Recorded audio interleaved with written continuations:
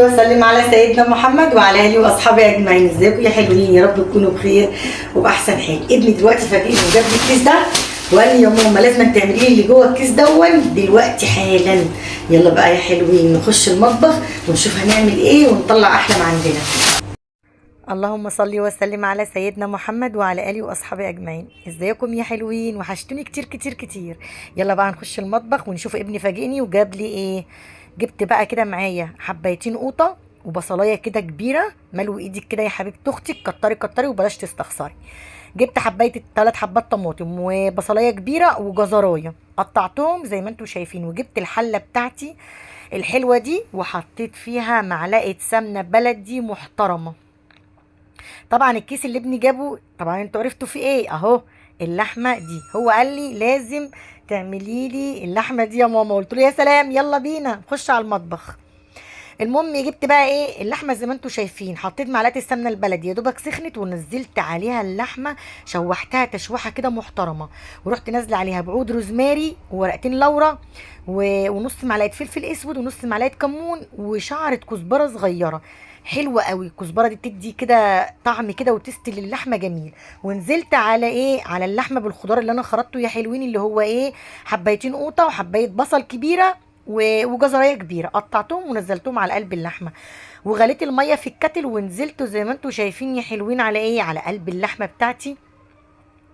اللحمه كانت ريحتها ايه قلب الدنيا. والمكون ده بقى يا حلوين اللي بيودي اللحمه في حته تانية، اللي هو ايه يا شهرزاد؟ نص معلقه سكر يا حبيبه اختك ترميها في قلب اللحمه، هتخلي لك اللحمه دايبه دوب دايبه دوب كده معاكي. فعلا هترجعي لشهرزاد في التعليقات وتقول لها فعلا يا شهرزاد خلت اللحمه دايبه. وجبت حته ليا كده يا حبايبي قلبي في حله تانية، حته ليا كده ونزلت عليها بنص كوبايه زيت وحته ليا وبصلايه برضو زي ما انتم شايفين. هتعملي ايه يا شهرزاد؟ هنعمل النهارده بقى احلى حله باميه او شويه باميه من اللي كنا مفرزينها مع بعض يا حلوين. حمرت البصلايه كده في قلب شويه الزيت وحته الليا ونزلت عليهم بشفشق القوطه، وحطيت كمان ايه يا حلوين مكعب مرقه دجاج وظبطت الملح بتاع الاكل بتاعي، ورحت سايبه ايه الحله على جنب. وبعد كده بقى ايه لقيتها ايه اتسبكت معايا. بعد ما اتسبكت رحت انا جايبه ايه شلت الاول من الصلصه شويه عشان هنعوزهم دلوقتي في حاجه تانية، وجبت الباميه اللي انا كنت مفرزاها معاكم قبل كده، ارجعوا للفيديو ورا وهتعرفوا. رحت جايبه كيس الباميه وحطها على قلب الصلصه ونزلت عليه بشويه ميه مغليه. وايه بقى مش قادره اقول لكم الباميه كانت طعمها عامل ازاي، تحفه تحفه. اللهم بارك لكل اللي كلها وبالف هنا وشفا. دي كانت الباميه بتاعتي وكانت استوت بقى خلاص، وكنت ظبطت ايه الحدق بتاعها.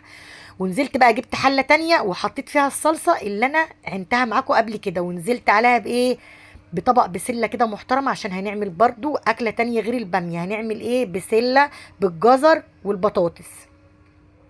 حطيت الصلصه ونزلت عليها بالبسله وقلبتها وهي والجزر والبطاطس تشويحتين كده، ونزلت على قلبها يا حبايب قلبي بالشوربه. الشوربه بقى ادى الطعم للاكل مش قادره اقول لكم تحفه.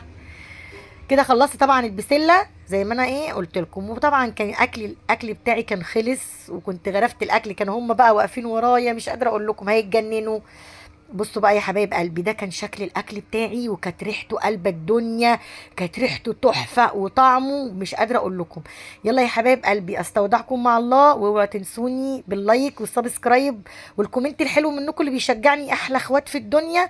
ومع الف الف سلامه.